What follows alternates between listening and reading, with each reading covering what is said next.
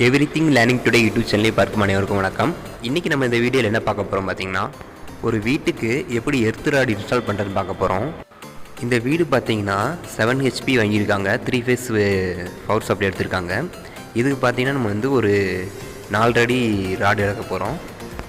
இந்த மாதிரி ஜிஐ பைப்பில் வந்துட்டு அவங்களே ஒரு ஹோல்ஸ் போட்டு கீழே இந்த மாதிரி சப்பல் வச்சு கொடுத்துருப்பாங்க. நம்ம எர்த் ராட் கேட்டாலே கடையில் கொடுத்துருவாங்க, நம்ம தனியாக போய் ரெடி பண்ண தேவையில்லை. இது பார்த்திங்கன்னா எர்த்தோட காம்பனண்ட்டு. இதில் பார்த்திங்கன்னா நம்ம வந்து பழைய டைப்பில் நம்ம கறி போடுவோம், உப்பு போடுவோம், அந்த மாதிரிலாம் பண்ணுவோம்ல. இப்போ பார்த்திங்கன்னா மாதிரி வந்து ஒரு பேக்கேஜாகி கொடுத்துட்றாங்க, இதை நம்ம போட்டுக்கலாம். இது நம்ம ரெகுலர் அரிசி மூட்டை மாதிரி தான் 25 கிலோ வருது. இதோட ரேட்டு பார்த்திங்கன்னா 400லேருந்து 450 ரூபா கிட்ட வரும். இதிலே 2 டைப் இருக்குது, கருப்பு கலர்லேயும் கொடுக்குறாங்க, பியூர் ஒயிட்லேயும் வருது. கருப்பு கலர் வந்து கொஞ்சம் குவாலிட்டி கம்மியாகவும், ஒயிட் கலர் வந்து குவாலிட்டி அதிகமாக இருக்க மாதிரி சொல்கிறாங்க. இப்போ வந்துட்டு இங்கே நம்ம ஃப்ரெண்டு ஒருத்தர் குழி தோண்டி பைப் இறக்கிட்டு இருக்காப்புல. இந்த வீடியோவில் ஃபுல்லாமே இவர் தான் ஒர்க் பண்ண போகிறாரு, பார்த்துக்குங்க. இது வந்து காப்பர் கம்பி. இதை வந்து நம்ம எர்த்தோட எண்டில் மாட்டி விட்டு, அதாவது தரைக்கடையில் எவ்வளோ இறக்க முடியுமோ அவ்வளோ தூரம் இறக்கணும். அந்த கம்பியை எடுத்துகிட்டு கொண்டு போய் நம்ம மெயின் பாக்ஸில் இன்னொரு எண்டை கொடுத்துடணும். ஒரு எண்டு வந்து கம்பியில் மாட்டிட்டு இப்போ ஒரு பண்ணுறாரு பாருங்கள்.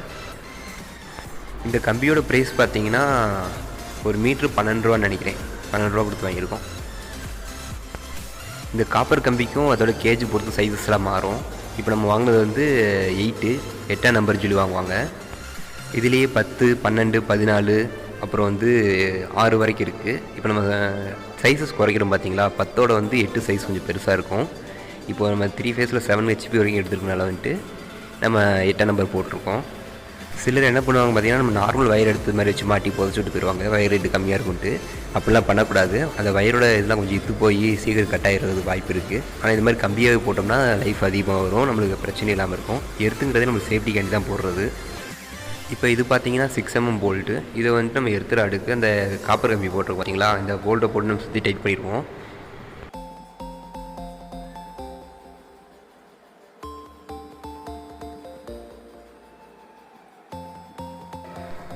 இதையும் கண்ணா பின்னான்னு டைட் பண்ணிடக்கூடாது. அந்த வாசருக்கு நடுவில் வந்து கம்பி வச்சு சுற்றி டைட் பண்ணணும்.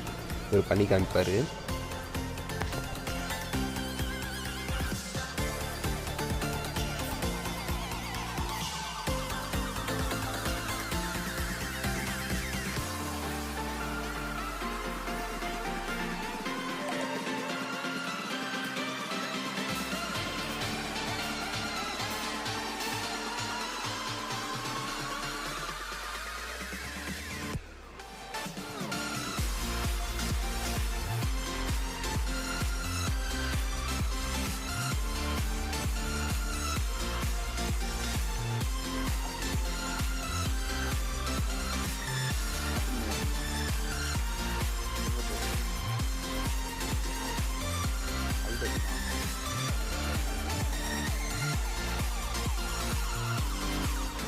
அவ்வளோதான். இப்போ நம்ம கம்பியை ரெடி பண்ணிட்டோம். இதுக்கு அடுத்து பார்த்திங்கன்னா நம்ம குழிக்கிட்ட சில ஒர்க் பண்ண வேண்டியிருக்கு.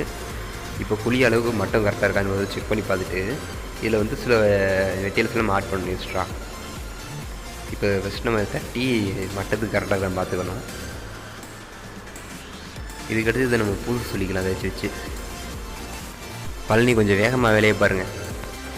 இவரை இன்ட்ரோ பண்ண மறந்துட்டேன். இவர் பேர் தான் பழனிக்குமார். நம்ம ஸ்கூலில் வந்துட்டு சீனியர் எலக்ட்ரிஷனாக இருக்காப்புல. அடுத்ததாக பார்த்தீங்கன்னா இதுக்கு நம்ம வந்து உரம் போடணும். 2 உரம் வாங்கி வச்சுருக்கோம். அந்த உரையை உங்களுக்கு காட்டுறேன். இந்த இருக்குது பார்த்தீங்களா, இதுதான் அந்த உரை. இந்த 2 உரையும் எடுத்து உள்ளே போட்டு நம்ம மண் போட்டு மூடிக்கலாம். இந்த உரை எதுக்குன்னு பார்த்தீங்கன்னா, நம்ம காம்பவுண்ட் வந்து நம்ம 25 கிலோ தான் வாங்கியிருக்கோம். அதை போட்டு கவர் பண்ணுறதுக்கு இது ஏற்ற அளவுக்கு இருக்கும். நம்ம நார்மலாக அப்படியே போட்டு கொட்டி யூஸ் பண்ணிக்கலாம். ஆனால் வந்து மண்ணில் கொஞ்சம் கலந்து அப்படியே அதோட கெப்பாசிட்டி கொஞ்சம் குறைய வாய்ப்பு இருக்குது.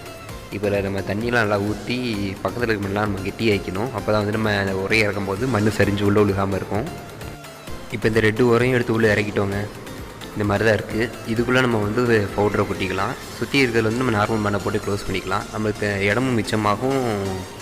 நம்ம போட்ட காம்பவுண்ட் வந்து 25 கிலோ அப்படியே உள்ளே போட்டு பயன்படுத்துகிற மாதிரி இருக்குது. இதில் பார்த்திங்கன்னா மண் மூட்டையும் கொஞ்சம் எடுத்து வச்சுருக்கோம். மண்ணையும் கொஞ்சம் கலந்து தான் போடணும். ஃபஸ்ட்டு வந்து நம்ம பழைய காலத்தில் பார்த்திங்கன்னா எடுத்து போடும்போது கறியும் உப்பையும் போட்டிருப்பாங்க. கொஞ்சம் மண் கொட்டிட்டு மறுபடியும் கொஞ்சம் கறி போடுவாங்க, மறுபடியும் மண் கொட்டி உப்பு போடுவாங்க.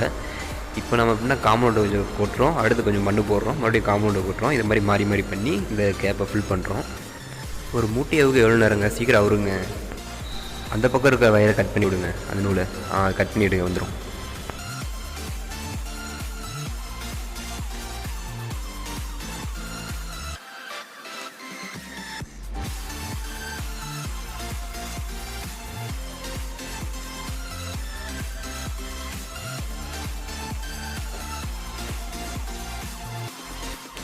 இப்போ நம்ம காம்பவுண்டை உள்ளே கொட்டிக்கலாம். ஃபுல்லாக கொட்டிடக்கூடாது, ஒரு மூட்டை கொட்டுற மாதிரி பார்த்துக்குங்க, பார்த்து கொட்டிடலாம் அந்த மாதிரி.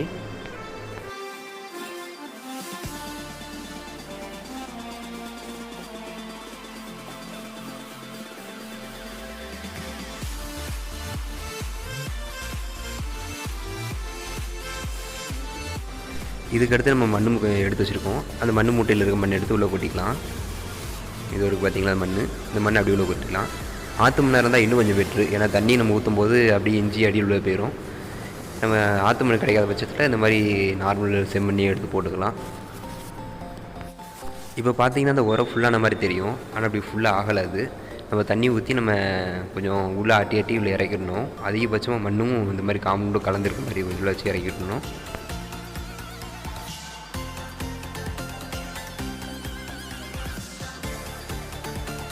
இப்போ தெரியுதுங்களா எதுக்கு நம்ம இந்த உரம் போட்டிருக்கோன்ட்டு. இது போடணும்னு வச்சுக்கலாம், இந்த சதுரமாக குழி தள்ளி இருக்கும் பார்த்திங்கன்னா, அது குழி அளவுக்குமே நம்ம வந்து காம்பவுண்டு மண் போடணும். நம்மளுக்கு வேலை அதிகம், நமக்கு செலவு அதிகமாக இருக்கும். இந்த காம்பவுண்டு வந்து 450 ரூபா வருதுன்னு வச்சுங்களேன், நம்ம 2 மூட்டையாக வாங்கி போட்டுற மாதிரி இருக்கும். கொட்டினா ஃபுல்லாகாது. இப்போ இதில் பார்த்திங்கன்னா ஒரு மூட்டையிலேயே நம்மளுக்கு ஃபுல்லாகி வந்துருச்சு. இந்த உரையோட ரேட்டு பார்த்திங்கன்னா சும்மா 140 ரூபா 160 ரூபா அந்த மாதிரி தான் சொல்லுவாங்க, வாங்கி போட்டுக்கலாம். சரி, நம்ம ஸ்டாக் இருந்த உரை எவ்வளோ ரேட்டுன்னு தெரியல, ஆனால் அந்த ரேட்டு பார்த்திங்கன்னா அவ்வளோதான் வரும்.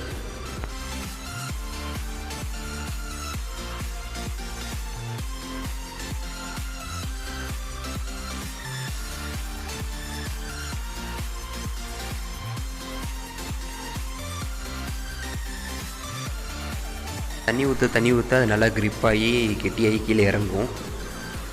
ஜஸ்ட்டு அந்த மாதிரி பிளாஸ்டிக் கவரெல்லாம் அந்த பையில் இருந்துச்சு பார்த்திங்களா, நம்ம காம்பவுண்ட் பையில், அதில் இருக்கிறதான் உள்ளே கொஞ்சம் கொட்டி இருக்குது, அதெல்லாம் எடுத்து வெளியே போட்டுருங்க.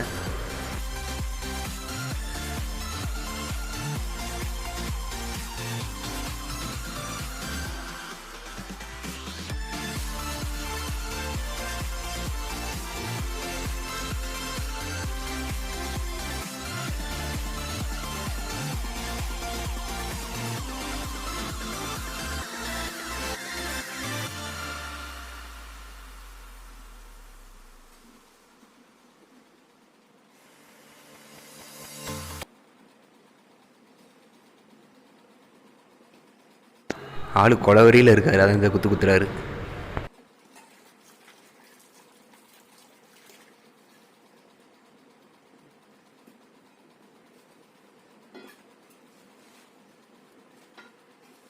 இப்போ சுற்றிலும் வந்து இந்த மிச்சம் மண்ணை போட்டு கவர் பண்ணிக்கலாம்.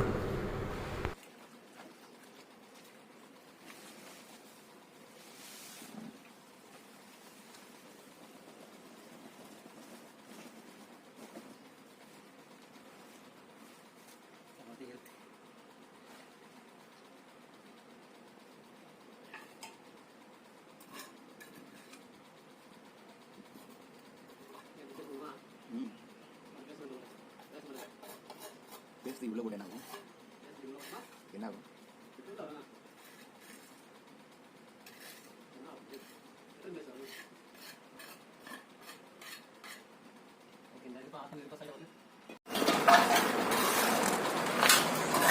அவ்வளோதான் முடிஞ்சிச்சு. சுற்றியில் வந்து கொத்தனாரை போட்டு மண்ணை போட்டு ஃபுல் பண்ணி லைட்டாக தலை மாதிரி போட்டு சொல்லிக்கலாம். இப்போ எர்த்தெல்லாம் கம்ப்ளீட்டடு. இப்போ நம்ம மல்டிமீட்டர் செக் பண்ணி பார்ப்போம். ஃபேஸில் ஒரு லைனையும் நம்ம இந்த கம்பி இருக்குது பார்த்திங்களா, கம்பிலேயும் ஒன்று வச்சு பார்க்க போகிறோம். ஃபேஸை எடுத்து நம்ம கம்பிக்கு மல்டிமீட்டர் செக் பண்ணும்போது எவ்வளோ பொட்டன்ஷியல் வருதுன்னு பார்க்க போகிறோம். இதோட பொட்டன்ஷியல் வந்து வோல்டேஜ் வந்து 750 வோல்ட்டில் வச்சுருக்கேன். ஏசி வோல்ட்டு தான், வச்சு பாருங்கள். கம்பியில் வச்சாச்சு. பார்த்திங்கன்னா நமக்கு வந்து 240 கிடைக்குது, வோல்டேஜ் ஃபுல்லாக கிடைக்குது.